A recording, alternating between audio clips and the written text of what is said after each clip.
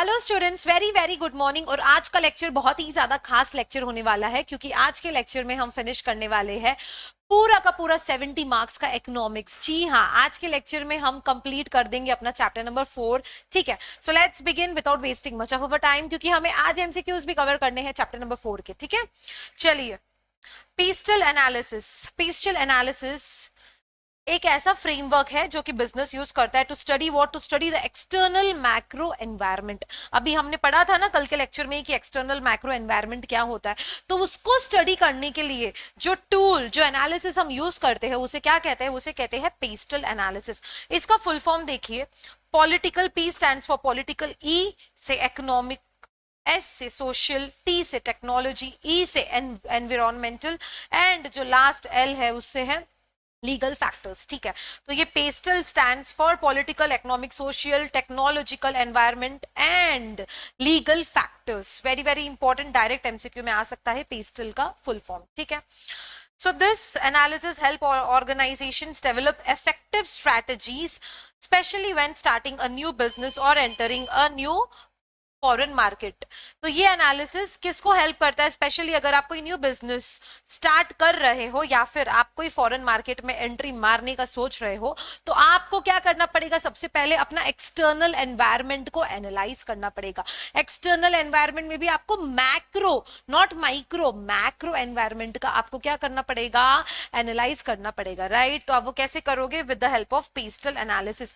बहुत बहुत इंपॉर्टेंट है pastel analysis. External macro environment को स्कैन करता है, एनालाइज करके एक बिजनेस को बताता है कि what is the opportunities, the threats, क्या कौन से मौके आपको मिल रहे हैं, अपॉर्चुनिटीज क्या है, थ्रेट्स क्या क्या है कॉम्पिटिटर्स से, पॉलिटिकल इशू क्या चल रहा है, सोशल फैक्टर्स क्या क्या है, टेक्नोलॉजी कैसे चल रही है। तो ये सारी चीजों को पेस्टल एनालिसिस बताता है। ठीक है, बहुत इंपॉर्टेंट हो गया है, याद रखना। इसमें से एक क्वेश्चन डेफिनेटली आएगा एमसीक्यू में। यहाँ पे जो पिंक में जो एक लाइन दी गई है उसे आप ध्यान से पढ़िए। PESTEL is often combined with other tools like स्वॉट। अभी हमने स्वॉट एनालिसिस देखा था, अभी मतलब कल के लेक्चर में तो देखा था ना स्वॉट analysis, right? And Porter's 5 forces, ये दोनों का मिक्सचर है कौन? PESTEL analysis. समझ रहे हो? स्वॉट एनालिसिस तो हमने देख लिया है, पोर्टर्स 5 फोर्सेस अभी हम देखेंगे। ठीक है, ये दोनों का मिक्सचर क्या है? पेस्टल एनालिसिस है। ठीक है, अब ये पेस्टल एनालिसिस ना हम लोग, ये सेम पेस्टल एनालिसिस आपका जो नेक्स्ट लेवल है सीएमए इंटर, उसमें आपका सब्जेक्ट नंबर आता है, पेपर नंबर है 9, जिसका नाम है ओएमएसएम। ठीक है, ओएमएसएम में जो एसएम का जो पार्ट है वो मैं पढ़ाती हूँ, दिशा चांडक अगेन। ठीक है, तो ये जो सेम पेस्टल एनालिसिस है वो सेम एसएम में भी कैरी फॉरवर्ड किया गया है। ठीक है, वहां पर आप इन डेप्थ पढ़ोगे विथ राइटिंग प्रैक्टिस, थोड़ा बहुत प्रैक्टिकली हम वहां पर कोई भी एक बिजनेस का पेस्टल एनालिसिस करेंगे प्रैक्टिकली, राइट? तो वहां पर थोड़ा सा इन डेप्थ हो जाएगा।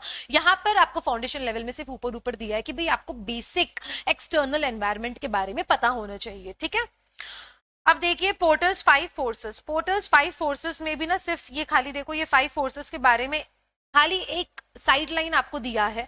ठीक है, इसमें इन डेप्थ क्या है वो नहीं दिया है। ठीक है, तो आप समझ जाओ पोर्टर्स 5 फोर्सेस में ये 5 चीजें आती है। सबसे पहली क्या है? पोर्टर्स 5 मॉडल आपको क्या, किसके लिए यूज होता है? कॉम्पिटिटिव एनवायरनमेंट को स्कैन करने के लिए। मतलब कंपटीशन कितना है आपके बिजनेस में, कंपटीशन कितना चल रहा है, आप जो बिजनेस कर रहे हो उसके कॉम्पिटिटर्स कितने हैं, ये पता करने के लिए आप पोर्टर्स 5 फोर्सेस मॉडल यूज करते हो। ठीक है, सबसे पहला जो स्टेप है वो क्या है? Competition from existing rivals. आपके एग्जिस्टिंग कॉम्पिटिटर्स से आपको बचना पड़ेगा। फोन का एग्जाम्पल ले लो। अब फोन्स में भी ना इतने सारे तरह तरह के ब्रांड्स आ गए, जैसे सैमसंग, एप्पल तो थे, अभी Xiaomi आ गया, वीवो, मोटो, ये सारे नए नए ब्रांड्स आ गए। तो ये सारे भी वही कस्टमर्स को अट्रैक्ट करते हैं जो कस्टमर्स को पहले सैमसंग और एप्पल अट्रैक्ट करते थे, राइट? तो ये वही कस्टमर्स को अट्रैक्ट कर रहे हैं, राइट? तो यहाँ पर कंपटीशन कंपटीशन को एनालाइज करने में आपको पोर्टर्स 5 फोर्सेस मॉडल क्या करती है? हेल्प करती है।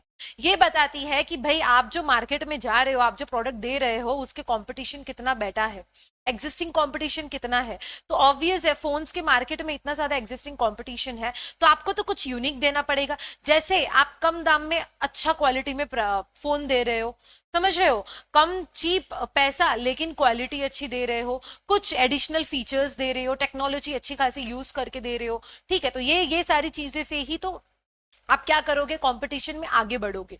समझ रहे हो, आपके कॉम्पिटिटर से आपको आगे बढ़ना है, कैसे बढ़ोगे वो अब आपको थोड़ा एनालाइज करना पड़ेगा, सोचना पड़ेगा। थ्रेट ऑफ न्यू एंट्रेंस, समझ रहे हो, यहाँ पे ना इजी एंट्रेंस नहीं है बेटा, इजी एंट्रेंस समझना बहुत ही ज्यादा मुश्किल है।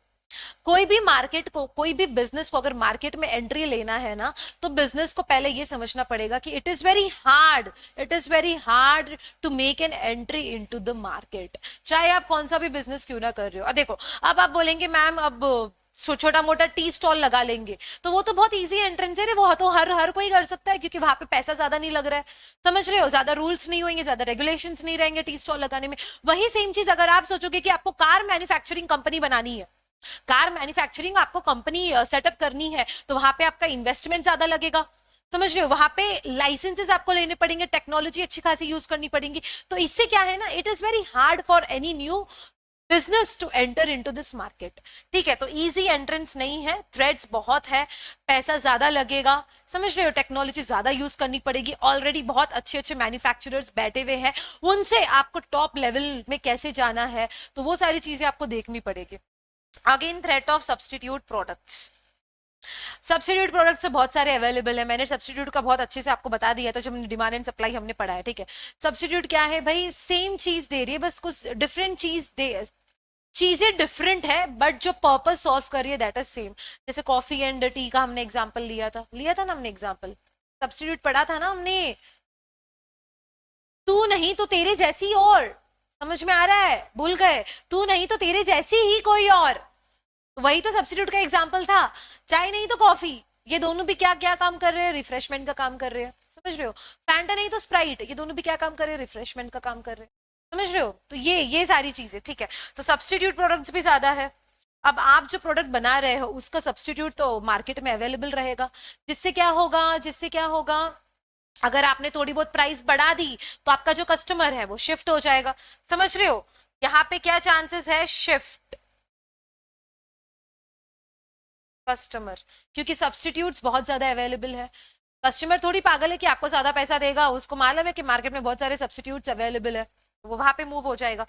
Next is bargaining power of suppliers, ये कब आएगा, जब there are few suppliers, suppliers कम है तो वो क्या करेंगे, हाई कॉस्ट चार्ज करेंगे, समझ रहे हो। अगर फ्यू सप्लायर्स है, आप जो प्रोडक्ट बना रहे हो उसमें जो रॉ मटेरियल आपको लग रहा है वो रॉ मटेरियल देने के लिए सप्लायर्स ही कम है, और सप्लायर्स को भी पता है कि हम लोग कम है वो पर्टिकुलर रॉ मटेरियल आपको देने के लिए, तो सप्लायर क्या करेगा, उसका फायदा उठाएगा, वो आपको रॉ मटेरियल प्रोवाइड तो करेगा लेकिन not at a normal price but at a higher price, क्योंकि वो एक ही सप्लायर है। Next same bargaining power of buyers, buyers के पास में मतलब कस्टमर्स के पास में तो बहुत सारे ऑप्शंस है, समझ रहे हो, बहुत सारे ऑप्शंस है। अगर आपने प्राइस ज्यादा रखा तो वो क्या करेंगे, कस्टमर्स शिफ्ट हो जाएंगे, समझ रहे हो। तो आपको ना प्राइस नॉर्मल रखना है ताकि कस्टमर्स आपके पास रहे, क्योंकि कस्टमर्स को पता है, बायर्स को पता है कि there are so many options available in the market, ठीक है। तो ये 5 फोर्सेस मॉडल है, याद रखना, डायरेक्ट एमसीक्यू आ सकता है। सबसे पहला क्या है, कंपटीशन फ्रॉम एग्जिस्टिंग राइवल्स, फिर threat of new entrants and threat of substitute products. ये जो है ये हमने स्वॉट में पढ़ा था ना, ओटी के बारे में हम बात कर रहे हैं, opportunities and threat. Bargaining power of suppliers, bargaining power of buyers, suppliers का बार्गेनिंग पावर एंड बायर्स का बार्गेनिंग पावर, ठीक है। Understanding this forces help businesses को potential, okay, help businesses access the potential for earning profit. ये अगर आप ये forces को एनालाइज कर लोगे, अच्छे से स्कैन कर लोगे अपने बिजनेस में, तो उससे आपको पता चलेगा कि आप कितना प्रॉफिट, आप पोटेंशियल कितना है आपका प्रॉफिट अर्न करने के लिए, ठीक है। So together this tools help organisation identify opportunities and threats in the market, enable them to make informed strategic decisions आप ले सकते हो, ठीक है। तो यहाँ पर ना फोर्सेस, 5 फोर्सेस में हम लोग ओटी स्वॉट में पढ़ा था ना, तो हम लोग ओटी यहाँ पे डिस्कस करते हैं, ठीक है, very very important, very very important. Plus ये सेम चीज हम अगेन सीएमए इंटर एसएम में पढ़ने वाले हैं, तो वहां पर डेफिनेटली हम लोग इन डेप्थ पढ़ेंगे। ये इतना सा छोटा छोटा जो एक लाइन में दिया है बेटा, आपको नेक्स्ट लेवल में एक एक लाइन में नहीं रहने वाला है, डिस्क्रिप्टिव पेपर है, तो हम प्रैक्टिस भी करेंगे, प्लस हम सॉल्यूशंस, जैसे कोई प्रैक्टिकल क्वेश्चन आया तो उसको सॉल्व भी करेंगे। ठीक है, सो अब आ जाते हैं अपने मेन मुद्दे पे। क्या है अपना मेन मुद्दा? अपना मेन मुद्दा है पेस्टल एनालिसिस, है ना। तो पेस्टल एनालिसिस के बारे में हम बात करते हैं।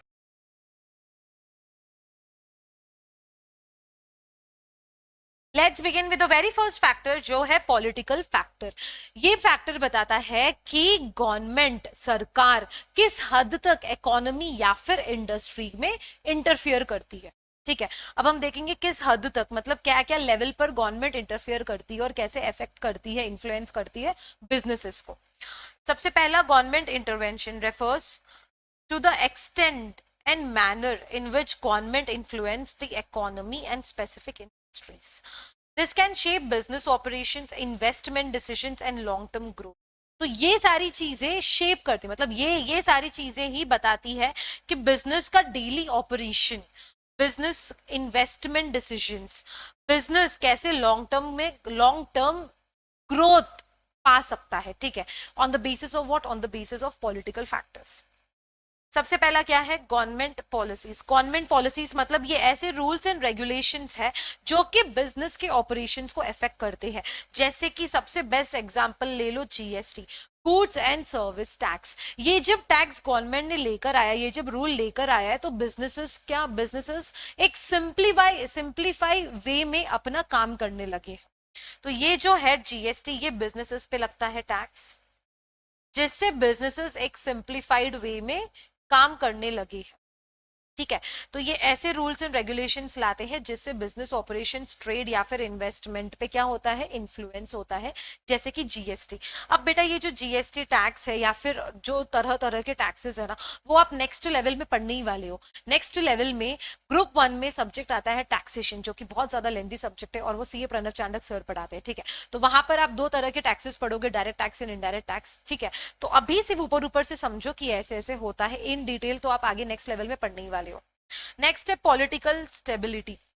देखो, हर एक बिजनेस ना एक स्टेबल एनवायरनमेंट चाहता है, समझ रहे हो? हर एक बिजनेस को ना एक स्टेबल एनवायरनमेंट चाहिए, अपने आसपास एक स्टेबिलिटी चाहिए। जिस जो भी कंट्री की अगर पॉलिटिकल स्टेबिलिटी सही है, पॉलिटिकल स्टेबिलिटी ले लो या फिर प्रिडिक्टेबिलिटी, रिलायबल है बिजनेस वो पर्टिकुलर कंट्री में, तो वो कंट्री की जो फॉरेन कंट्रीज है वो ज्यादा इन्वेस्ट करना चाहेंगी। वो कंट्रीज में जो फॉरेन कंट्रीज है वो ज्यादा इन्वेस्ट करना चाहेगी, ज्यादा बिजनेसेस एक्सपैंड करेगी। समझ रहे हो? जो भी कंट्री की पॉलिटिकल कंडीशन सही है, political reliability, political predictability stable है, आसपास का एनवायरनमेंट सिक्योर है, तो वैसी कंट्रीज में बिजनेसेस ज्यादा करने की स्कोप रहेंगी। जैसे स्विट्जरलैंड का एग्जांपल ले लो। स्विट्जरलैंड में ना इतनी ज्यादा पॉलिटिकल स्टेबिलिटी है कि वहां पर, इसकी वजह से ना वहां पे जो फॉरेन कंट्रीज है वो ज्यादा एक्सपैंड कर रहे हैं, वो ज्यादा फॉरेन कंट्रीज इन्वेस्ट भी कर रहे हैं। अब वही एग्जांपल ले लो पाकिस्तान का, भाई वहां पे तो रिस्की है इन्वेस्ट करना, मतलब आप सोच भी नहीं सकते, सपने में भी सोच नहीं सकते, क्योंकि वहां पे इतनी ज्यादा पॉलिटिकल अनस्टेबिलिटी है। समझ रहे हो? तो ये सारे पॉलिटिकल स्टेबिलिटी भी होना एक ज्यादा इंपॉर्टेंट फैक्टर बन जाता है एक बिजनेस के लिए। करप्शन लेवल, अगर आपको कोई कंस्ट्रक्शन का ही सबसे अच्छा एग्जांपल लेते हैं, अगर आप कोई कंस्ट्रक्शन प्रोजेक्ट पे काम कर रहे हो तो हर एक लेवल पर आपको अप्रूवल्स की जरूरत पड़ती है, और वो अप्रूवल्स के लिए आपको कुछ मीठा खिलाना पड़ता है। मीठा मतलब आपको करप्शन देना पड़ता है, ब्राइब देना पड़ता है, पैसे देने पड़ते हैं, ताकि आपके प्रोजेक्ट्स क्या हो जाए? सैंक्शन हो जाए, आपके प्रोजेक्ट्स पे अप्रूवल्स आपको मिल जाए। राइट, तो ये सारी चीजें क्या है? करप्शन लेवल है कि भाई किस हद तक अनएथिकल प्रैक्टिसेस चलती है, जिससे आप हर जगह पे आप पैसा खिलाते जाओगे, तो जिससे आपका कॉस्ट एंड जो टाइमलाइन है कंस्ट्रक्शन प्रोजेक्ट का वो बढ़ जाएगा, है ना। बिजनेस को अननेसेसरी कॉस्ट एंड रिस्क उठाने पड़ेंगे। फॉरेन ट्रेड पॉलिसीज, जैसे टैरिफ्स, एक्सपोर्ट्स पे जो इंसेंटिव्स लगते हैं, इंपोर्ट की जो रेस्ट्रिक्शंस होते हैं, वो भी तो इफेक्ट करते हैं। जैसे चाइनीज एप्स, कितने इंडिया ने कितने सारे चाइनीज एप्स को बैन कर दिया है, जिससे चाइनीज का नुकसान हुआ है, रिस्क हुआ है। राइट, लॉसेस में गए हैं चाइनीज, मतलब चाइना को लॉस मिला है, चाइनीज मतलब चाइना। टैक्स पॉलिसीज ले लो, जैसे कि कॉर्पोरेट टैक्स पॉलिसीज होती है, टैक्स इंसेंटिव्स, टैक्स कंप्लायंस के बारे में भी पता होना चाहिए। अगर आप कोई नई कंपनी हो, अगर आपने कोई नए बिजनेस डाले हैं, तो आपको पता होना चाहिए कि कौन से टैक्सेस आपको भरने हैं। देखो, टैक्स सिर्फ भरना ही नहीं पड़ता है, टैक्स में आप रिलीफ भी ले सकते हो, कुछ हद तक आपको रिलीफ भी दिया जाता है टैक्स में, वो आप नेक्स्ट लेवल में पढ़ोगे। नेक्स्ट है लेबर लॉस। लेबर लॉस के बारे में भी पता होना चाहिए कि वेजेस, कितने आप वेजेस दे रहे हो, वर्किंग कंडीशंस क्या क्या है, एम्प्लॉयज के राइट्स क्या क्या है, यूनियनाइजेशन है या फिर नहीं है, तो ये सारी चीजें भी अफेक्ट करती है एक बिजनेस को। एनवायरमेंटल प्रोटेक्शन, पोल्यूशन ले लो कि भाई रूल्स, पोल्यूशन से रिलेटेड जो जो भी रूल्स है, वो जो भी नॉर्म्स है, वो फॉलो हुए या फिर नहीं हुए। वेस्ट डिस्पोजल जो है वो प्रॉपर मैनेज हो रहा है या फिर नहीं हो रहा है। रिसोर्स कंजर्वेशन प्रॉपर हो रहा है या फिर नहीं हो रहा है। समझो कि ऐसी कोई फैक्ट्री है जो कि पोल्यूशन के नॉर्म्स फॉलो नहीं कर रही है, तो उस पर फाइन्स लगाने पड़ेंगे या फिर वो फैक्ट्री को बैन करना पड़ेगा। समझ रहे हो? तो ये सारी चीजें भी बहुत ज्यादा इंपॉर्टेंट हो जाती है। ट्रेड रेस्ट्रिक्शंस मतलब गुड्स आप एक्सपोर्ट एंड इंपोर्ट कर रहे हो, इंटरनेशनल मूवमेंट हो रहा है गुड्स का, तो वहां पर कितनी ज्यादा रेस्ट्रिक्शंस है। सोचो कि अभी रशिया में रेस्ट्रिक्शंस लगाए गए हैं। रशिया में कोटा, सैंक्शंस एंड रेस्ट्रिक्शंस लगाए गए हैं ऑन गुड्स एंड सर्विसेज, जिसकी वजह से वहां पर जो फॉरेन कंट्रीज थी, बहुत सारे फॉरेन कंपनीज जो थी, वो बंद हो गई है। ठीक है, तो कितना रेस्ट्रिक्शंस आप लगा रहे हो फॉरेन इंटरनेशनल ट्रेड, मतलब international movements of goods and services में, तो वो भी कंपनीज पे इम्पैक्ट करता है। अगर ज्यादा रेस्ट्रिक्शंस है तो वहां पे जो कंपनीज है वो बैन हो जाएगी, या फिर वो अपना जो काम कर रहे हैं वो बंद कर देंगे, है ना, क्योंकि रेस्ट्रिक्शन से ज्यादा है, क्यों करेंगे। नेक्स्ट है सेक्टोरियल इन्फ्लुएंस। इसका क्या मतलब है कि गवर्नमेंट ना ज्यादा डायरेक्ट कंट्रोल करता है। डायरेक्ट क्या क्या सेक्टर पे कंट्रोल है गवर्नमेंट का, जैसे एजुकेशन, इंफ्रास्ट्रक्चर, हेल्थ केयर। इससे क्या होगा, वर्कफोर्स मतलब क्वालिटी, स्किल्ड लेबर्स मिलेंगे। लॉजिस्टिक, अगर इंफ्रास्ट्रक्चर सही कर दिया है, ब्रिजेस ब्रिजेस सब सही है, तो लॉजिस्टिक का कॉस्ट कम लगेगा। पब्लिक हेल्थ, एजुकेशन में ज्यादा इन्वेस्ट करे तो पब्लिक हेल्थ, हॉस्पिटल्स बना रहे हो तो पब्लिक हेल्थ पे ज्यादा इफेक्ट पड़ेगा। नेक्स्ट हो जाता है मार्केट असेसमेंट। इसका क्या मतलब है, all this factors are essential when evaluating the attractiveness, profitability and long term viability of potential market. अगर बिजनेस को अपनी प्रॉफिटेबिलिटी मेजर करनी है कि भाई उसे बिजनेस, देखो पहले बिजनेस करने से पहले ना उसे पॉलिटिकल फैक्टर्स सोचने पड़ेंगे कि भाई वो बिजनेस कहाँ पे कर रहा है, कौन सी कंट्री में कर रहा है। समझो अब इंडिया इंडिया की कोई फार्मा कंपनी है जिसको अफ्रीका में अपना एक्सपेंशन करना है, तो वो इंडिया की फार्मा कंपनी को देखना पड़ेगा कि अफ्रीका का पॉलिटिकल स्टेबिलिटी कैसा है, वहां की टैक्स पॉलिसीज कैसी है, ट्रेड रेस्ट्रिक्शंस है या फिर नहीं है। समझ रहे हो? तो ये सारी चीजों से पता चलेगा कि प्रॉफिट कितना मिलेगा इंडिया की कंपनी को, लॉन्ग टर्म में ग्रोथ है या नहीं है, लॉन्ग टर्म में टिक पाएंगे या फिर नहीं टिक पाएंगे। ये सारी चीजें इंपॉर्टेंट हो जाती है।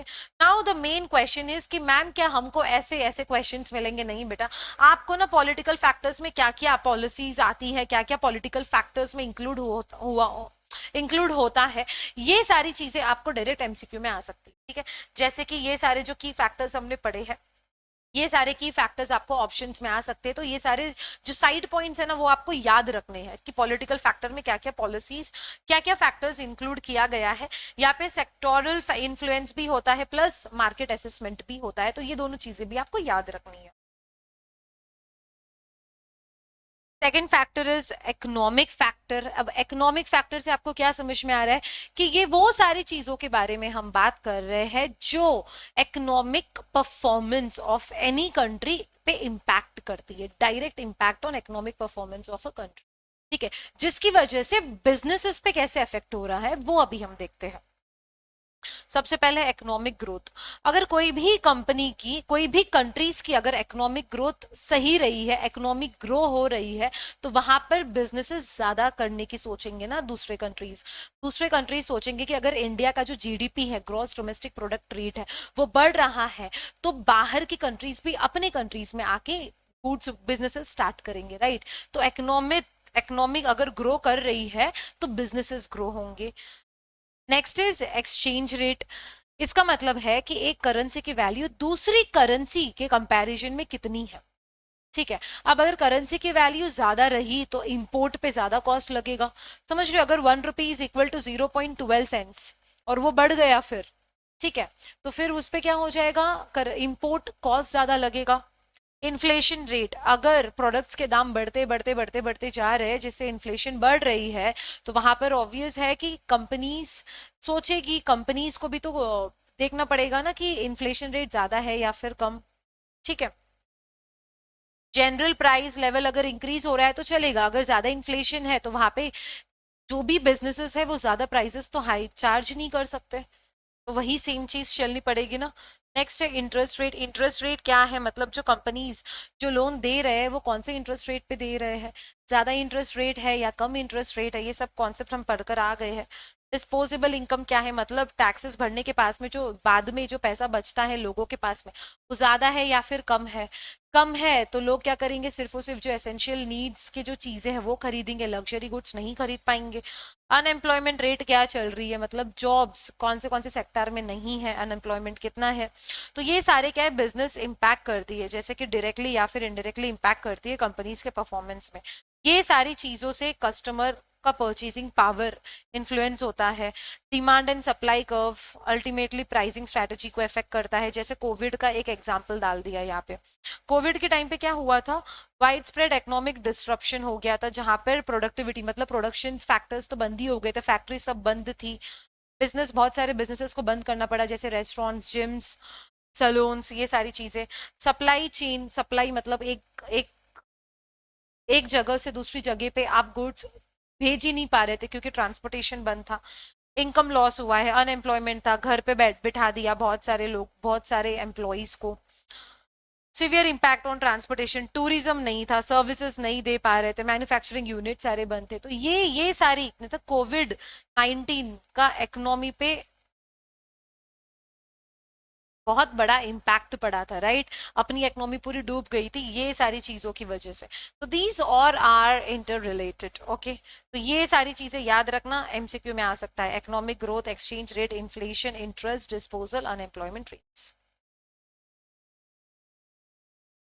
Next is social factors. तो ये वो सारी चीजें हैं, वो सारे फैक्टर्स हैं जो सोसाइटी के norms, beliefs, values, living styles, तो ये सारी चीजों को अफेक्ट करती है। तो इससे अपने बिजनेस पे क्या इम्पैक्ट पड़ता है अभी वो हम देखेंगे, ठीक है। जैसे कि पॉपुलेशन ग्रोथ, आप जो कंट्री में, जो सिटी में आप अपना बिजनेस सेटअप करना सोच रहे हो, तो वहां पे पॉपुलेशन ग्रोथ कैसी है, इंक्रीजिंग पॉपुलेशन है या फिर डिक्रीजिंग पॉपुलेशन ग्रोथ। एज क्या है, पॉपुलेशन की एज क्या है, मतलब एल्डर्स लोग ज्यादा है या फिर यूथ ज्यादा है या फिर चिल्ड्रन ज्यादा है, तो उस बेसिस पे आप अपना प्रोडक्ट बनाओगे ना। इनकम डिस्ट्रीब्यूशन कैसा है, रिच ज्यादा है, मिडिल क्लास ज्यादा है या फिर लोअर क्लास ज्यादा है, लोअर क्लास इनकम लेवल वाले ज्यादा है। करियर एटीट्यूड्स क्या है, वहां पे लोगों को बिजनेस सेटअप करना है या फिर जॉब्स देख रहे हैं तो उनका करियर एटीट्यूड्स क्या है। हेल्थ कॉन्शियसनेस है या नहीं, अब कोविड के बाद में तो इनफैक्ट सब लोग कोविड के बाद में तो बहुत ज्यादा हेल्थ कॉन्शियस हो गए, मतलब हर बार जा जाके अपना चेकअप करवाते रह गए रहते हैं रेगुलर बेसिस पे, राइट। डायबिटीज है या फिर थायराइड्स है, तो ये सारे तो फोकस ऑन हेल्थ कैसा है वहां पे। लाइफस्टाइल प्रेफरेंस क्या है, सिंपल लाइफ जीते या फिर थोड़ा लग्जरी में जाते हैं, दिखावा ज्यादा है या फिर घर का दाल रोटी चावल वावल खाने वाले लोग हैं। कल्चरल बैरियर्स क्या है, कल्चरल बैरियर्स मतलब जैसे मैकडी, मैकडी का एग्जांपल हो, मैकडी ने ना अपने इंडिया में मैकडी हर जगह पे ना बीफ बर्गर भी देती है, लेकिन अपने इंडिया में उसने बीफ बर्गर को ना पनीर बर्गर से रिप्लेस कर दिया। क्यों, क्योंकि यहाँ पे जो अपने इंडिया में ऑब्वियस है ना, cow is very religious sensitive matter, right. तो इसके लिए जो कंट्री में अपना सेटअप करना सोच रहे हो, बिजनेस जमाना सोच रहे हो, तो वहाँ की बिलीव्स क्या है, वहाँ की वैल्यूज क्या है, वहाँ के लोग कौन सी चीज को ज्यादा मानते हैं, कौन सी चीज को कम मानते हैं, तो उस हिसाब से आपको अपने प्रोडक्ट्स को कस्टमाइज करना पड़ेगा। सेफ्टी, सेफ्टी एम्फोसिस क्या है, मतलब लड़कियों के लिए जो भी ट्रैवल कर रहे हो तो क्या वो ट्रैवल को ट्रैक कर सकते हैं, बाइक राइड ट्रैक कर सकते हैं या फिर नहीं कर सकते हैं, तो ये सारी चीजें सेफ्टी एम्फोसिस ले लो। तो यहाँ पे बिजनेस पे क्या इम्पैक्ट होता है कि ये सारे फैक्टर्स को समझना बहुत जरूरी हो जाता है ताकि आप राइट ऑडियंस को टारगेट करो, ठीक है। प्लस आपको वर्कफोर्स कैसा चाहिए, कैसे लोग आपको चाहिए अपने काम करने में, तो वो सारी चीजों को ध्यान में रखो। सेफ्टी क्या क्या है वो सारी चीजों पे आपको ध्यान में रखना है, ठीक है। प्लस आप जो भी चीजें बना रहे हो प्रोडक्ट्स को, वो values, beliefs and religious factors को ध्यान में रखते हुए बनाना है, वो पर्टिकुलर कंट्री के। क्लियर है? बेटा मेरी राइटिंग बहुत गंदी है, मैं जो डिक्टेट कर रही हूँ आप अपने ओन वर्ड्स में लिख लो। ये बहुत ही अमेजिंग फैक्टर है जो कि अभी आपको पता हो ही जाना चाहिए। टेक्नोलॉजिकल फैक्टर्स मतलब किसी भी कंट्री या फिर कोई भी इंडस्ट्री बिजनेस पे ना कितना टेक्नोलॉजी फैक्टर्स इम्पैक्ट करता है। जैसे कि टेक्नोलॉजी इंसेंटिव्स, इसका क्या मतलब है कि भाई कितनी तेजी से टेक्नोलॉजी आप यूज कर रहे हो, कितनी तेजी से जो ट्रेडिशनल वर्ल्ड था वो डिजिटल वर्ल्ड में ट्रांसफॉर्म हो रहा है। अब जैसे पहले आप बैंक में जाके कैश निकालते थे, विड्रॉ करते थे, और किसी को पेमेंट करना है तो आप कैश में करते थे, अब आप डिजिटली कर रहे हो, जीपे यूज कर रहे हो, फोन पे, पेटीएम, ये सारी चीजें यूज कर रहे हो। लेवल ऑफ इनोवेशन क्या है, कितनी फास्ट कोई भी कंट्री या फिर बिजनेस में ना इन्वेंशंस हो रहे हैं। समझो जैसे iPhone, iPhone very very quickly and very fastly iPhone नए नए फीचर्स लाता है। वैसे ही ऑटोमेशन कितना हो रहा है, आप कितनी फास्ट मैनुअल वर्क को मशीन से रिप्लेस कर रहे हो, जिससे प्रोडक्टिविटी ज्यादा बढ़ेगी। रिसर्च एंड डेवलपमेंट में आप कितना पैसा लगा रहे हो, टेक्नोलॉजिकल चेंजेस कितनी फास्ट कितनी तेजी से होते जा रहे हैं, न्यू न्यू टेक्नोलॉजीज आती जा रही है और आपको उससे और क्या वो उसके साथ साथ आपको आगे बढ़ना पड़ता है, राइट। मार्केट टेक्नोलॉजिकल अवेयरनेस, आपको देखना है कि भाई जो कस्टमर्स है वो टेक्नोलॉजी से अवेयर है या फिर नहीं है। आपने डिजिटल प्लेटफॉर्म्स तो ला लिए, जीपे, फोन पे, ये सब लॉन्च कर लिया, लेकिन आपको देखना पड़ेगा कि कस्टमर्स को वो यूज करने आ रहा है या फिर नहीं आ रहा है, राइट। तो ये सारे चीजों का भी ना बिजनेस पे इम्पैक्ट होता है, राइट। एनवायरमेंटल फैक्टर्स, तो ये वो सारे फैक्टर्स के बारे में हम यहाँ पे बात करेंगे जिससे नेचुरल एनवायरनमेंट पे इम्पैक्ट पड़ रहा है। जैसे कि वेदर, क्लाइमेट, पोल्यूशन, सस्टेनेबिलिटी, तो ये सारी चीजों से इस पे तो इम्पैक्ट पड़ रहा है, तो इसकी वजह से अपने बिजनेस पे क्या इम्पैक्ट पड़ रहा है हम वो देखेंगे, ठीक है। जैसे कि environmental factors, this have gained importance due to raw material scarcity, जो नेचुरल रिसोर्सेज है, ठीक है, वो धीरे धीरे कम होते जा रहे हैं नेचुरल रिसोर्सेज, तो जिसकी वजह से प्रोडक्टिविटी, प्रोडक्शन कॉस्ट बढ़ेगा। मिस्ड पोल्यूशन टारगेट्स, जो जो पोल्यूशन नॉर्म्स दिए गए हैं वो मिस हो रहे हैं। कार्बन फुटप्रिंट्स कंसर्न है। की इश्यूज क्या क्या है, जैसे weather, climate, environmental offset, climate change which impact industries, जैसे कि टूरिज्म में, फार्मिंग में, एग्रीकल्चर में, इंश्योरेंस में। कई जगह पर अगर फ्लड आ गया है तो वहां पर एग्रीकल्चर पे इम्पैक्ट होगा, जिससे प्रोडक्ट्स पे इम्पैक्ट होगा, टूरिज्म पे इम्पैक्ट होगा। बिजनेस इम्पैक्ट, अब अपने बिजनेसेस पे क्या है, growing awareness of climate change influence how companies operate and design products to ensure sustainable development. अगर कंपनीज अपने जैसे बिजनेसेस को पता है कि भाई गोइंग कंसर्न जो चल रहा है, नेचुरल एनवायरमेंट पे क्या क्या इफेक्ट पड़ रहा है, क्लाइमेट की वजह से क्या क्या इफेक्ट पड़ रहा है कंट्रीज पे, तो अगर ये सारी चीजें अगर कोई बिजनेस को पता होगी तो बिजनेस सारे के सारे क्या कर सकेगा, नॉर्म्स देख सकेगा, पहले से ही प्रिपेयर हो जाएगा कि भाई उसको क्या प्रोडक्ट्स बनाने हैं ताकि वो सस्टेन कर सके ये सारी चीजों में। ये सारी चीजों में मतलब अगर फ्लड आ गया है, नेचुरल डिजास्टर हो गया है, तो कॉर्पोरेट रेस्पॉन्सिबिलिटीज भी निकाली जाती है जिसे CSR कहते हैं, सस्टेनेबल एफर्ट्स। ये सारे कंपनीज सारे इनिशिएटिव लेती है, जैसे मोदी जी ने निकाला था ना स्वच्छ भारत अभियान, ये सब क्या है कि भाई भारत को स्वच्छ करो, तो this is CSR। Beti Bachao Beti Padhao निकाला था, रूरल डेवलपमेंट, एनवायरमेंटल सस्टेनेबिलिटी, तो ये सारी चीजें निकाली गई है। तो ये सारी चीजें क्या है, ये सारी चीजें चाहती है, मतलब एक मौका दे रही है बिजनेस को कि वो कैसे ग्रो करे। ठीक है, तो ये सारी चीजें बताती है कि बिजनेस को ना कैसे कैसे एक एनवायरमेंटल फ्रेंडली बिजनेस करना चाहिए, जो मैन्युफैक्चरिंग प्रोसेसेस है उसको एनवायरमेंटल फ्रेंडली बनाओ। जैसे प्लास्टिक्स बैन है, तो एनवायरमेंटल फ्रेंडली क्या क्या, इको फ्रेंडली जो बैग्स अभी दिए जाते हैं पेपर बैग से शिफ्ट किया गया है। ये सारी चीजों को ध्यान में रखना है एनवायरमेंट में। एनवायरमेंटल फैक्टर्स के साथ साथ ना लीगल फैक्टर्स भी आपको पता होने चाहिए। लीगल फैक्टर्स मतलब we are talking about laws, और ये लॉज आपने लॉ सब्जेक्ट में पढ़ा ही होगा इन डिटेल्ड, तो आप नेक्स्ट लेवल में ही पढ़ोगे अगर आपने लॉ हमसे लिया है, सीए हिमांगी कोठारी मैम ने पढ़ाया है, तो इन डिटेल्ड आपको नेक्स्ट लेवल में भी सेम मैम ही पढ़ाने वाले हैं लॉ, ठीक है। तो ये लीगल फैक्टर्स मतलब यहाँ पे लॉज के बारे में हम बात करेंगे, एम्प्लॉयमेंट के क्या लॉज है, कस्टमर्स के क्या क्या राइट्स है, कस्टमर्स के राइट्स को कैसे सेव किया जाता है, about the protection laws everything, तो ये सारी चीजों के बारे में हम बात कर रहे हैं। तो हर एक बिजनेस को पहले पता होना चाहिए कि वो बिजनेस स्टार्ट कर रहा है, तो उसको एम्प्लॉयज लॉज पता होने चाहिए, कस्टमर्स को अगर गुड्स देंगे तो गुड्स से रिलेटेड क्या क्या लॉज है, कस्टमर्स के क्या क्या राइट्स है, तो ये सारी चीजों को भी गवर्न करता है, ठीक है। से एंटी ट्रस्ट डिस्क्रिमिनेशन चल रहे हैं, जेंडर डिस्क्रिमिनेशन चल रहा है, एम्प्लॉयमेंट, कंपटीशन क्या है, कस्टमर प्रोटेक्शन, कस्टमर की वारंटी, कस्टमर को जो गुड्स दिया उसकी वारंटी, सेफ्टी, रिटर्न राइट्स क्या है, copy rights, patent, health and issues से रिलेटेड, सेफ्टी से रिलेटेड, सेफ्टी है या नहीं है आपका प्रोडक्ट, ठीक है। बिजनेस इंपॉर्टेंस क्या है, legal requirement is essential for any companies, मतलब लीगली कंप्लायंस होना चाहिए, अगर कोई भी बिजनेस लीगली कंप्लायंस नहीं है तो उसको भारी फाइन्स देने पड़ते हैं, पेनाल्टीज लगती है, ठीक है। Strategic consideration, business must stay informed about potential legal changes क्या क्या चल रहे हैं, फ्यूचर इम्पैक्ट्स क्या है, लीगल चेंजेस मतलब देखो हर बार ये लॉस क्या चेंज होते रहते हैं, तो हर एक बिजनेस को ना अप टू डेट होना पड़ता है कि भाई क्या क्या लॉस चल रहा है। अब क्योंकि बिजनेस चला रहे हैं तो कस्टमर्स चाहिए, एम्प्लॉयज चाहिए, तो इनकी भी तो प्रोडक्शन राइट्स होती है, प्लस आप जो प्रोडक्ट बना रहे हो उस पर भी कुछ राइट्स होते हैं कि वो प्रोडक्ट सेफ है या फिर नहीं है। रिकमेंडेशन जैसे due to complexity organisation should appoint legal adviser, देखो यहाँ पे बहुत सारे लॉज इन्वॉल्व्ड है, तो ऑब्वियस है कि एक बिजनेस ओनर को इतने लॉज नहीं पता होंगे, इसके लिए आप एक लीगल एडवाइजर को इन्वॉल्व करो, लीगल एडवाइजर से पूरी की पूरी एडवाइजर्स लो कि क्या क्या मेजरमेंट, क्या क्या सेफ्टीज आपके बिजनेस को लगती है और क्या क्या लेनी चाहिए। पेस्टल एनालिसिस दिया है बॉलीवुड फिल्म इंडस्ट्री का, बहुत ही मजा आएगा, this is for your purpose. ABC school का दिया है, XYZ कोचिंग का दिया है, तो ये सारी चीजें आप एक बार देख लेना, आपको बहुत ही मजा आ जाएगा ये सारी चीजें पढ़ने में, so this is for you,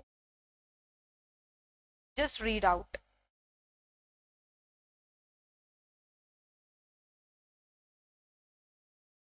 very interesting topic, emerging dimensions of volatility, uncertainty, complexity and ambiguity।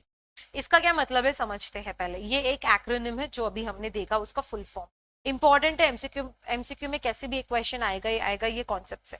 ये पहले इंट्रोड्यूस किया गया था 1987 में, यूएस आर्मी वॉर कॉलेज ने यूज किया था आफ्टर कोल्ड वॉर, जहां पे VUCA को हाईलाइट किया गया है, that is volatility, uncertainty, complexity and ambiguity. इसका क्या मतलब है कि भाई आपको रेडी रहना है unexpected and sudden challenging external environment को फेस करने के लिए आपको रेडी होना चाहिए। लेकिन कोविड-19 के बाद में ना और दो लेटर्स इस वर्ड में ऐड किए गए थे, FU, जिसका मतलब है फियर ऑफ अननोन एंड अनप्रेसिडेंटेडनेस, ठीक है। तो इसका क्या मतलब है अभी हम देखेंगे, ईच एंड एवरी लेटर को हम लोग इन डिटेल में पढ़ने वाले हैं, सो डोंट वरी। ये एमसीक्यू में डायरेक्ट क्वेश्चन आ सकता है, याद रखना, फियर ऑफ अननोन एंड अनप्रेसिडेंटेडनेस। तो यहाँ पे वोलैटिलिटी का क्या मतलब है, rapid and unpredictable changes in the environment, बहुत बहुत इंपॉर्टेंट है। वोलैटिलिटी का क्या मतलब है, रैपिड मतलब सडन चेंजेस, कंटिन्यूस चेंजेस हो रहे हैं और अनएक्सपेक्टेड चेंजेस हो रहे हैं, अनएक्सपेक्टेड चेंजेस हो रहे हैं, जैसे पेट्रोल और डीजल के प्राइसेस हर हफ्ते बढ़ते जा रहे हैं। अनसर्टनिटी मतलब लैक ऑफ क्लैरिटी, आप क्लियर नहीं हो, जैसे कोविड के टाइम पे ना क्लियर नहीं थी, वहां पे क्लियर इंफॉर्मेशन नहीं थी कि जब लॉकडाउन हुआ तो स्कूल्स कब रीओपन होने वाले हैं, समझ रहे हो, फिर से कब आप काम पे जाने वाले हो, तो वहां पे क्लैरिटी नहीं है, uncertainty, lack of clarity about the future events, future में क्या होने वाला है आपको खुद को नहीं पता, क्लैरिटी नहीं है। कॉम्प्लेक्सिटी जैसे मल्टीपल इंटरकनेक्टेड फैक्टर्स, जिसकी वजह से डिसीजन आप नहीं ले पा रहे हो, समझ रहे हो, एक चीज पे डिसीजन लेने के लिए बहुत सारे फैक्टर्स इन्वॉल्व्ड है, जिससे डिसीजन आप बहुत कंफ्यूजिंग हो रहे हो, मतलब कंफ्यूजन में हो कि भाई क्या डिसीजन ले। अब जैसे कि समझो कोई भी एक चीज मैन्युफैक्चरिंग आप कर रहे हो, तो वो मैन्युफैक्चर में ना बहुत सारे फैक्टर्स इन्वॉल्व्ड है, जैसे चाइना से एक मैन्युफैक्चरिंग पार्ट आ रहा है, जर्मनी से एक मैन्युफैक्चरिंग पार्ट आ रहा है, तो आप वहां पे डिसीजन नहीं ले पा रहे हो। एम्बिगिटी का क्या मतलब है, clear information, lack of clarity about future and present situation उसको आप अनसर्टनिटी बोलते हो, और लैक ऑफ क्लियर इन्फॉर्मेशन को आप एम्बिगिटी बोलते हो। मतलब आपके पास में क्लियर इन्फॉर्मेशन नहीं है। जैसे गवर्नमेंट ने न्यू लॉज लेकर आए हैं, तो हर एक एक्सपर्ट अपने अंदाज से अलग अलग इंटरप्रेट कर रहा है वो लॉ को, समझ रहे हो। एक गवर्नमेंट ने लॉ लाया है तो हर एक एक्सपर्ट ना अलग अलग तरीके से समझा रहा है, अलग अलग तरीके से इंटरप्रेट कर रहा है, तो लैक ऑफ क्लियर इन्फॉर्मेशन है। फियर ऑफ अननोन, मतलब इसका क्या मतलब है कि लोगों को पहली बार ये फेस करना पड़ रहा है, मतलब नेचुरली डर जा रहे हैं। जैसे कोविड के टाइम पे ना लोग डर गए थे कि भाई मास्क लगाना है या फिर नहीं लगाना है, समझ रहे, ये एयर से ये वायरस फैल रहा है या फिर क्या, कैसे फैल रहा है ये वायरस। तो लोग ना पहली बार डर रहे हैं वो चीजों को लेके, तो उसको बोलते हैं फियर ऑफ अननोन। अनप्रेसिडेंटेडनेस का क्या मतलब हो जाता है, इसका मतलब है कि ये चीज पहले कभी नहीं हुई, मतलब ये जो चीज हुई है ये पहली बार हुई है, पहले कभी नहीं हुई है। इसकी वजह से कुछ रेफरेंस पॉइंट नहीं है अपने पास में, मतलब ब्लूप्रिंट नहीं है, प्लान पहले हमने कभी नहीं करके रखा, क्योंकि ये चीज पहले नहीं हुई है, अभी हुई है, पहली बार हो रही है। जैसे कोविड 19, कोविड 19 में जब लॉकडाउन लगे थे तो वो पहली बार ही हुआ है ना, पहले नहीं हुआ था। अगर पहले होता तो हम रेडी रहते थे, प्लान रहता था हमारे पास में, तो जिसकी वजह से 100% digital schooling and work from home हो रहा था, राइट। तो इसका क्या मतलब हो गया, अनप्रेसिडेंटेड, मतलब आप पहले से रेडी नहीं हो, आपके पास में कुछ रेफरेंस नहीं था पहले से रेडी होने के लिए। ठीक है, तो अभी हम ये सारी की सारी चीजें पढ़ेंगे with the help of porters 5 analysis जो अभी हमने देखे थे। अब ये सारी चीजों को ना हम थोड़ा बहुत सिंपल सिंपल टर्म्स में समझते हैं, जिससे आपके एमसीक्यूज आने के बहुत सारे चांसेस हो जाएंगे। वोलैटिलिटी का क्या मतलब था, इसका मीनिंग क्या है, देखो मैंने जिस तरह से आपसे आपको नोट्स दिए ना, तो उसमें एवरीथिंग मैंने हाईलाइट करके रखा है। जैसे मैंने साइड पॉइंट्स बनाए, जैसे पहले मीनिंग है, फिर उसमें क्या चैलेंजेस आ सकते हैं, उसमें एग्जांपल्स एंड सॉल्यूशंस के साथ में दिया है, ठीक है। आप एक बार रीड आउट कर लेना ताकि और आपको अच्छे से समझ में आ जाए। मीनिंग क्या है, इसका मतलब है कि कितनी तेजी से, how fast and how many things can unexpectedly change in the market, कितनी तेजी से अनप्रिडिक्टेड थिंग्स हो जाएंगे मार्केट में। जैसे मैंने पेट्रोल का एग्जांपल लिया था कि पेट्रोल के दाम हर हफ्ते बढ़ते जा रहे हैं, समझ रहे हैं, it is unexpected right in the market industry या फिर इकोनॉमी। तो इस ये कोई पैटर्न फॉलो नहीं करते, no clear cut pattern follow करते हैं। यहाँ पे चैलेंजेस क्या क्या आ जाते हैं, जैसे कि changes in sudden, unstable and last for an unknown time. Sudden changes आ रहे हैं, अनस्टेबल है, कभी ऊपर कभी नीचे होते जा रहे हैं, और ये अननोन टाइम के लिए, कितने टाइम के लिए चेंजेस आएंगे वो नहीं पता। जैसे कि नेशनल डिजास्टर ले लो, sudden price spike disrupt suppliers. Solution क्या है उसका, keep extra inventory, stockpiling उसे कहते हैं। अगर कुछ सडन डिजास्टर आ गया है तो जिससे सप्लायर्स के पास में ना ज्यादा माल नहीं, ज्यादा स्टॉक नहीं है सप्लाई करने के लिए, तो उसका सोल्यूशन क्या है कि एक्स्ट्रा इन्वेंटरी आप पाइल अप करके रखो अपने पास में। स्टॉक मार्केट्स का एग्जांपल ले लो, रशिया और यूक्रेन का वॉर हुआ है तो जिससे इंडिया का भी तो स्टॉक मार्केट हिल गया है, right. Technology, rapid innovation changes the business landscape, जैसे जो मैनुअल काम कर रहे थे उसको आप टेक्नोलॉजी से कन्वर्ट करो। Quick adapt new technologies to stay competitive. तो ये सारे मैंने आपके लिए एडिशनली ऐड करा है ताकि आप समझ पाओ volatility with solutions with examples. तो आप ये रीड आउट कर लेना एक बार। अनसर्टेनिटी का क्या मतलब है, it is very hard to predict कि भाई फ्यूचर में क्या होगा, what will happen in future. आप अनक्लियर हो कि भाई फ्यूचर में क्या हो सकता है, प्रेजेंट और फ्यूचर में क्या चल रहा है, ठीक है। Unclear, again no clear cut patterns या फिर ट्रेंड फॉलो करते हैं। Lack of clarity to understand क्या चैलेंजेस और क्या अपॉर्चुनिटीज है। तो यहाँ पे डिसीजन मेकिंग, यहाँ पे आप डिसीजन कैसे बना सकते हो अनसर्टनिटी में, कुछ मैथमेटिकल अप्रोचेस, जैसे कि गेम थियोरी, आपने ये मैथमेटिक्स में पढ़कर आया होगा। मिनीमैक्स रूल, जहां पे choose the option that minimises the worst possible loss, जो पॉसिबल लॉस सबसे खराब जो हो सकता है उसको मिनिमाइज करना। मैक्सिमाइज मतलब बेस्ट पॉसिबल प्रॉफिट, जितना अच्छे से ज्यादा प्रॉफिट हो सकता है उसको मैक्सिमाइज करना। बेस रूल है जहां पर प्रोबेबिलिटीज एंड न्यू इन्फॉर्मेशन आप यूज कर सकते हो to make the better decisions आप ले सकते हो। यहाँ पे एग्जांपल में क्या दिया है, when a competitor plan to launch a new product it creates uncertainty about the future for any existing product market. Simple है ये। To handle this companies should invest in gathering, analysing information, anticipate changes. Changes को पहले से ही anticipate करना, पहले से ही सोचना कि भाई हम ये एंटिसिपेट कर सकते हैं, फ्यूचर में ऐसे ऐसे चेंजेस होने वाले हैं, मेरा ये कॉम्पिटिटर है ये प्रोडक्ट लॉन्च कर रहा है तो एम आई रेडी कि मैं मेरे प्रोडक्ट में भी कुछ चेंजेस लेकर आऊं। पहले से ही मार्केट को प्रिपेयर करूं, मतलब एनालाइज करूं, इन्फॉर्मेशन लूं मार्केट से। कॉम्प्लेक्सिटी का क्या मतलब है भाई, एक डिसीजन आप नहीं ले पा रहे हो, क्योंकि वो डिसीजन लेने के लिए ना बहुत सारे फैक्टर्स इन्वॉल्व है, और वो सारे के सारे फैक्टर्स इंटरकनेक्टेड एक दूसरे से। बहुत ज्यादा कॉम्प्लेक्सिटी है कॉज एंड इफेक्ट को समझने के लिए, that is not straight forward या फिर लीनियर नहीं है। It means many different factors and situations interact at the same time, जिससे मेकिंग मैनेजमेंट डिफिकल्ट, जिससे आप मैनेज नहीं कर पा रहे हो, डिफिकल्टी हो रही है। इसमें चैलेंजेस क्या क्या हो सकते हैं? It becomes hard to understand why certain event is happening और कॉज। इससे क्या होता है कि बहुत सारी चीजों की वजह से इवेंट हो रहा है, या फिर कुछ चीजें कॉज हो रही है, या चीजें कुछ हो रही है, तो वो चीजें कौन से इवेंट की वजह से हो रही है वो समझना बहुत ज्यादा मुश्किल हो जाता है, क्योंकि बहुत सारी फैक्टर्स इसमें इन्वॉल्व है। Full analyse, clear conclusion highly complex situations में होता है ये। बोलते हो ना, आप सुनते हो ना भाई ये हाईली कॉम्प्लेक्स केस है, जैसे आपने कोई सीरीज वीरीज देख ली तो उसमें आप सुनते हो ना कि भाई हाईली कॉम्प्लेक्स केस है, कि वो केस सॉल्व करने के लिए आप डिसीजन नहीं ले पा रहे हो, कंफ्यूजन है, क्योंकि बहुत सारे फैक्टर्स इन्वॉल्व है। जैसे multinational companies working in many countries, तो हर डिफरेंट डिफरेंट कंट्रीज के laws, tariffs, cultures making it environmental complex. हर कंपनीज, अब मल्टीनेशनल कंपनीज हर जगह पे फैली है, हर कंट्रीज में फैली है, तो हर कंट्रीज के डिफरेंट डिफरेंट नॉर्म्स और फॉलो करने पड़ेंगे, समझ रहे हो? तो एक क्लियर कट सॉल्यूशन नहीं है यहाँ पर। A company must build specialised team and resources to handle this complexity. Additional note आपके लिए दिया है, sometimes actions like forming alliances, alliances मतलब एक पार्टनरशिप, एक दूसरे के साथ में अग्रीमेंट लाना अनएक्सपेक्टेड या फिर वेरियड आउटकम्स के लिए, जिससे कॉम्प्लेक्सिटी और जो लीगल चैलेंजेस है वो कम हो जाए, समझ रहे हो? कुछ एग्रीमेंट करना, कुछ पार्टनरशिप में जाना कंट्रीज से, ताकि ये जो अनसर्टनिटी है, क्या था अपना ये कॉम्प्लेक्सिटी है, तो ये कॉम्प्लेक्सिटी को क्या हो जाए, कम कर सके, कॉम्प्लेक्स ना रहे, अनएक्सपेक्टेड सिचुएशंस जो जो आ रही है उसको मिलके हम सॉल्व कर सके।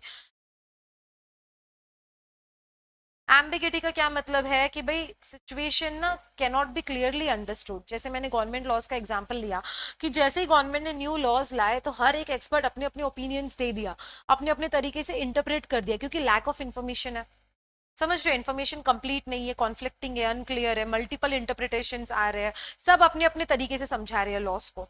तो there is no single right solution because of many options without any clear way to choose. Example, जैसे कि कंपनी कोई प्रोडक्ट लॉन्च कर रही है, तो मार्केट में or emerging market where there is a little past data, expanding outside, it means areas of expertise facing unclear outcomes। तो ये सेल्फ एक्सप्लेनेटरी एग्जांपल्स है। इसका सॉल्यूशन भी वही है कि भाई स्ट्रेटजीज जो है, जो मैनेज करते हैं, वो कंडक्ट करेंगे एक्सपेरिमेंट्स हाइपोथेसिस पे, टेस्ट देम, लर्न, अडेप्ट करेंगे, एक्सपेरिमेंट करेंगे, रिजल्ट को गाइड करेंगे for better better decision and ambiguous situation को कैसे आप हैंडल करोगे। तो ये relation to V U C A कैसा है देखो, volatility, uncertainty, complexity and ambiguity क्या है, they are connected. More complexity and volatility make predictions harder, increase uncertainty and ambiguity. इसको दो बार रीड करना, आपको समझ में आ जाएगा ये पॉइंट क्या बोल रहे हैं। मेरा जो इंपॉर्टेंट पॉइंट है, this is fear of unknown and unprecedentedness. ये अभी अभी आया है और बहुत बहुत बहुत बहुत बहुत ज्यादा इंपॉर्टेंट है, याद रखना कैसे भी एमसीक्यू आएगा। इसका डेफिनेशन क्या है हमने ऑलरेडी पढ़कर आ गए। Deep fear and helplessness businesses facing unpredictable crisis है। कोविड-19 का हमने एग्जाम्पल लिया था, ठीक है? यहाँ पे बिजनेस पे क्या इम्पैक्ट होता है, जैसे global economy uncertainty and losses. अब कोविड खाली अपने इधर नहीं हुआ ना, इंडिया में थोड़ी हुआ, चाइना से अपने पास आया तो और भी देशों में फैला है, ठीक है? जिसकी वजह से इकोनॉमिक में बहुत ज्यादा डिक्रीज, मतलब लो इकोनॉमिक लेवल्स हमें देखने को मिले हैं ना, परफॉर्मेंस बहुत ज्यादा लो चल रहा था, कहीं कहीं तो इकोनॉमिक पूरा डूब ही गया था। जैसे कोई भी कंट्रीज ले लो जहाँ पे इकोनॉमिक पूरा जीरो हो गया था, पैसे ही नहीं थे उनके पास में। तो need to manage risk, maximise return. Government and market कैसे रेस्पॉन्स कर रहा है, समझ रहे हो? बिजनेस कैसे अडेप्ट कर रहा है, ये सारी, जैसे वर्क फ्रॉम होम दे दिया था, कॉन्टैक्टलेस ट्रांजैक्शन दे दिए थे, 100% डिजिटल स्कूलिंग हो रही थी, राइट? कोविड के टाइम पे। तो ये सारी चीजें क्या है, दीज आर सेल्फ एक्सप्लेनेटरी, आपको बस खाली एक बार रीड आउट करना है, जाना है और एग्जाम देकर आना है, ठीक है? हाँ, इससे हमने पूरा चैप्टर फिनिश कर लिया यार, बढ़िया है। और ये सेम चीज ना आपके एसएम में भी दी गई है, जहां पर हम इन डिटेल्ड करेंगे, ठीक है? तो अभी हम नेक्स्ट क्या है हमारा, एमसीक्यू भी हम कवर कर लेते हैं, ताकि हम इकोनॉमिक्स को आज पूरा वाइंड अप कर सके, ओके? आपके मॉड्यूल में ना कुछ अराउंड 15 क्वेश्चन से दिए हैं, ठीक है? 15 मल्टीपल चॉइस क्वेश्चंस दिए, तो वो हम फटाक से फिनिश कर लेंगे आज। ओके, सबसे पहला क्या है, profit is the difference between, profit is the difference between what, total cost minus total revenue. बेटा इससे तो लॉस आएगा, प्रॉफिट थोड़ी आएगा। Total revenue minus total cost, obvious है ना। अगर आपका 1 लाख का रेवेन्यू, उसमें से आपका खर्चा हुआ था 50,000 का, तो आपको प्रॉफिट कितना हुआ है, 50,000 प्रॉफिट हुआ है। तो what is the correct option, the correct option is B. बाकी के ऑप्शंस आपको देखने ही नहीं पड़ते। The internal business environment includes, internal business मतलब स्ट्रेंथ वीकनेस, इंटरनल बिजनेस के बारे में हम बात कर रहे हैं। एक ऑर्गेनाइजेशन के अंदर क्या क्या इंक्लूड होता है, मुझे बताओ। बिजनेस की फिलोसॉफी एंड बिजनेस की प्रायोरिटीज इंक्लूड होती है, बिल्कुल। मैनेजमेंट स्ट्रक्चर क्या बिजनेस के अंदर है, yes of course. Capital structure business का ही है, तो what is the correct option, the correct option is D. The term T in स्वॉट एनालिसिस इज, स्वॉट का फुल फॉर्म याद है, strength weakness opportunities and threat. तो टी का मतलब क्या है, ट्रांसपेरेंसी कर रहा है तो थप्पड़ मारूंगी। टोटल रेवेन्यू या फिर थ्रेट या फिर ट्रांजैक्शंस, तो option is C, threat. The components of micro, micro मतलब जो अपने कंपनी से वेरी क्लोज है, ऐसे फैक्टर्स जो अपनी कंपनी से वेरी क्लोज है। मैक्रो अपनी कंपनी के आसपास, very close to our company, ठीक है। और वही अगर मैक्रो देता था, तो मैक्रो का क्या मतलब है, जो नेशनल लेवल पर है या फिर इंटरनेशनल ट्रेंड्स,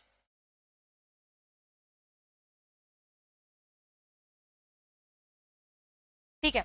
अब यहाँ पे माइक्रो, MICRO माइक्रो पूछा, तो अपनी कंपनी के क्या क्या रिलेटेड है, अपनी कंपनी से क्या क्या क्लोज है, मुझे बताओ। क्या फर्म्स एंड कस्टमर्स अपनी कंपनी से क्लोज है, yes of course. Market and competitors, organisation, then the option is D. ये सारी चीजें अपनी कंपनी से क्लोज है ना, नेशनल लेवल पे थोड़ी है, अपन अपनी बिजनेस के लेवल पे देख रहे हैं। The term S in pastel stands for strength, strength तो स्वॉट में आता है, पेस्टल में नहीं। सोशल इकोनॉमिक सस्टेनेबिलिटी, ऐसा कुछ हमने पढ़ा नहीं था अपने फुल फॉर्म्स में, नन ऑफ द अबव है नहीं, क्योंकि S stands for social economic factors. The micro business environment does not include, क्या include नहीं करता, firms and customer तो include करता है, market and competitors include करता है, economy, economy include नहीं करता है, क्योंकि economy macro का factor है, right? Next, the term pastel does not include, pastel में क्या include नहीं होता है, T stands for technology. Legal factors, pastel का full form क्या है, political, economic, social, technological, environmental and legal factors, right. तो इसमें क्या लीगल फैक्टर्स आते हैं, टेक्नोलॉजिकल फैक्टर्स आते हैं, यस। इकोनॉमिकल फैक्टर्स आते हैं, यस। क्या नहीं आता है, पॉपुलेशन फैक्टर, ऐसा कोई फैक्टर हमने पढ़ा नहीं है, क्योंकि population is included in social factor, ठीक है। पॉपुलेशन एक ऐसा एक्टिविटी है, एक ऐसा फैक्टर है, एक ऐसा क्या बोलते हैं उसको, सब फैक्टर है जो कि सोशल फैक्टर में इंक्लूड है, ठीक है। तो ये मेन फैक्टर नहीं है, सोशल फैक्टर में हमने पॉपुलेशन पढ़ा था। SWOT analysis does not include strength, weakness, opinions या फिर ट्रेंड्स, ओपिनियंस, क्योंकि ओपिनियंस की जगह पे अगर अपॉर्चुनिटी होता तो all of the above is the option. SWOT का फुल फॉर्म क्या है, strength, weakness, opportunity and threats.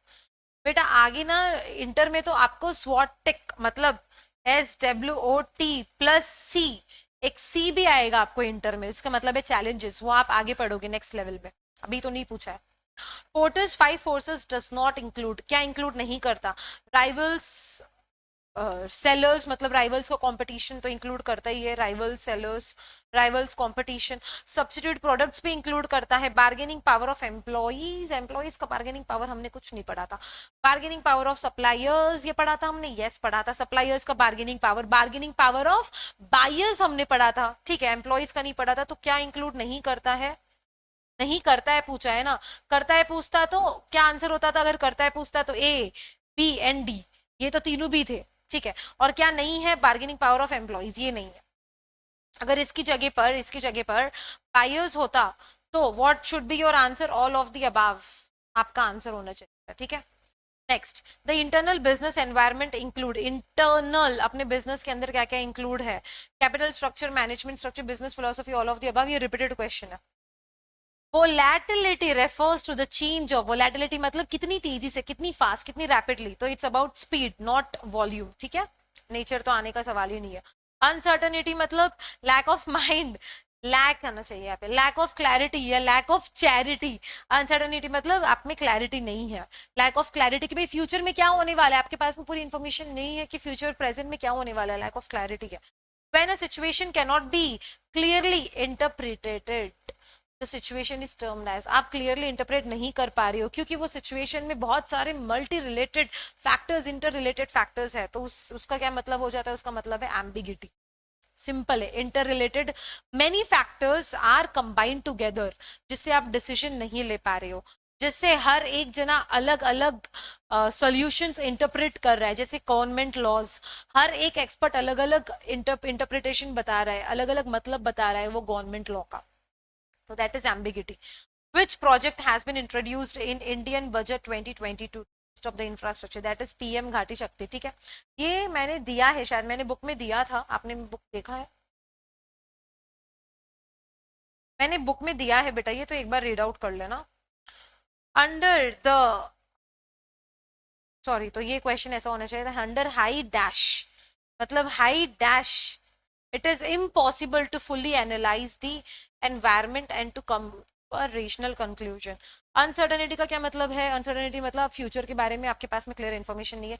Complexity में क्या आ जाता है भाई, इतनी सारी चीजें इंटर रिलेटेड है कि आपको फुल्ली एनवायरमेंट को स्कैन करना पड़ेगा, आपको हर एक कंट्रीज में भी देखना पड़ेगा, ठीक है, एनालाइज करना पड़ेगा। वो volatility is about speed, ambiguity is about interpretation, हर एक जना अलग अलग मतलब समझ के चल रहा है, तो फुल्ली एनालाइज कहाँ पे करना पड़ता है आपको? कॉम्प्लेक्सिटी में करता है।